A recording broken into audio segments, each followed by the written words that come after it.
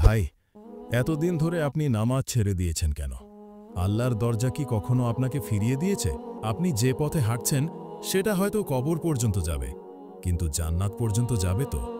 আপনি কি জানেন, যখন একজন মানুষ গুনাহ করে তার সাথে সাথে ফেরেশতা কাঁদে, আকাশ কেঁপে ওঠে, আর আপনি তখনও হেসে চলেছেন?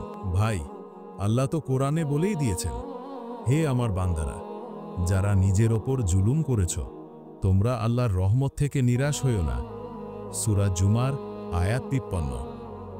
আজ যদি আপনি নামাজে ফিরে আসেন, আজ যদি সিজদায় পড়ে কেঁদে বলেন, হে আল্লাহ, আমি ফিরে এসেছি, তাহলে জানেন, আসমান জমিন আনন্দে কেঁপে উঠবে।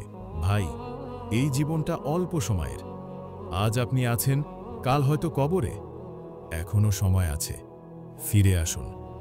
আপনি বদলে যেতে পারেন, কারণ আপনাকে সৃষ্টি করা হয়েছে জান্নাতের জন্য, জাহান্নামের জন্য নয়। ভাই, একটা কথা আপনি জানেন, আপনার প্রতিদিনে কতটা ফেরেশতা আপনাকে দেখছে আর আল্লাহর কাছে আপনার জন্য দোয়া করছে?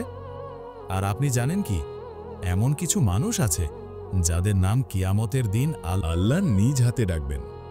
হ্যাঁ ভাই, ইনশাআল্লাহ পরের ভিডিওতে আপনি জানবেন সেই মানুষ কারা এবং আপনি কিভাবে তাদের একজন হতে পারেন। ভিডিও ভালো লাগলে এখনই লাইক দিয়ে দিন, কমেন্টে লিখে জানান আপনি নামাজ শুরু করতে যাচ্ছেন কিনা। আর ইসলামের এমন হৃদয় ছুঁয়ে যাওয়া কথা প্রতিদিন পেতে সাবস্ক্রাইব করে বেল আইকন টিপে রাখুন, কারণ আপনি বদলে যেতে পারবেন।